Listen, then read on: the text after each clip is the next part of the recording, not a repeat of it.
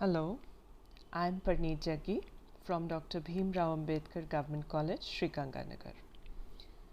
Today I am going to be discussing an important essay of studies written by the famous 16th century prose writer Francis Bacon. Bacon is well known for the universal appeal of his writings, the variety of subjects he writes upon, and his concise and epigrammatic prose style. Francis Bacon was born in London and practiced law in Trinity College. He became a member of the House of Commons and wrote his first political memorandum in 1584 entitled A Letter of Advice to Queen Elizabeth. In 1597, he published his first collection of essays. His career flourished under the reign of King James I, but his life as a politician ended due to his imprisonment.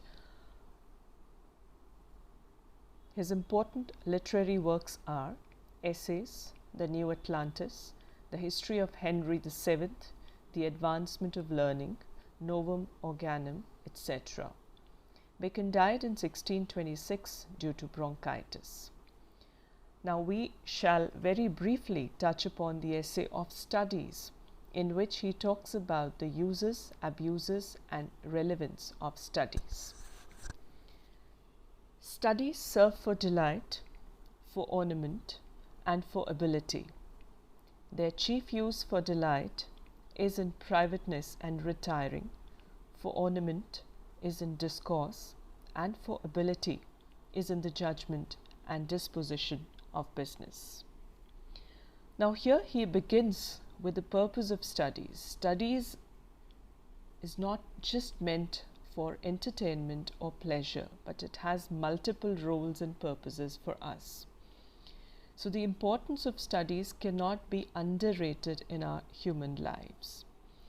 So the first important purpose of studies is to delight. It gives us joy, pleasure, and delight, and their chief use for delight is in privateness and retiring. When we are by ourselves, when we are secluded and reposed, this is where we extract or derive joy from studies. For ornament is in discourse. When we talk to someone, while we are in a conversation or a discussion, studies can be used as ornamentation of our personality. And for ability is in the judgment and disposition of business. Now, it definitely hones our personality, but it also enhances our proficiency and workability.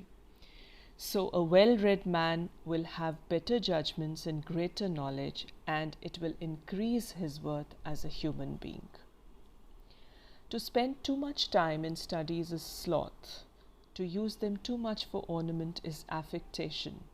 To make judgment wholly by their rules is the humor of a scholar. But then he says there's another side also. It has negative consequences if we indulge too much into studies. Too much indulgence leads to lethargy, sloth, laziness, less productivity. And using studies for too much ornamentation, for affectation, for showing off, it leads one to look too pretentious, too fake and false. And to make judgments completely on the basis of studies, it makes you look eccentric, like a fake scholar or a shallow person or a shallow human being. So excess of studies is also not approved by Bacon. They perfect nature and are perfected by experience. For natural abilities are like natural plants that need pruning by study, and studies themselves do give forth directions too much at large, except they be bounded in by experience. So studies, of course, make a man perfect, but study is itself perfected by experience. So when there is a combination of experience and studies, a man is like pruned, just like we prune and trim our natural plants in our garden. Their natural abilities are enhanced by this kind of a pruning. So similarly, with the help of a combination of studies and experience, we are pruned into better personalities. Crafty men condemn studies. Simple men admire them, and wise men use them. For they teach not their own use, but that is a wisdom without them and above them, won by observation. Now, crafty men is a term used for people who are cunning, who are clever, who are not direct, they're not plain. So they generally condemn studies, they abuse studies. Simple men, the simple innocent folk, they admire studies, they give a great value to studies. And wise men, there is a third category of the wise men who use studies judiciously. They derive wisdom from studies, they combine experience with studies, and then they use them productively to lead an ideal life for themselves. Read not to contradict and confute, not to believe and take for granted, nor to find talk and discourse, but to weigh and consider. Now here Bacon has a suggestion. What is the purpose of reading? What is the purpose of collecting and disseminating knowledge? It is not just to contradict and confute, to debate with others, or to carry on dispute with others. We study not just to say no to others. Whatever they are saying, we have to defy and confute. We have to reject. No. He says this is not the purpose of study. Nor the purpose of study is to believe and take things for granted.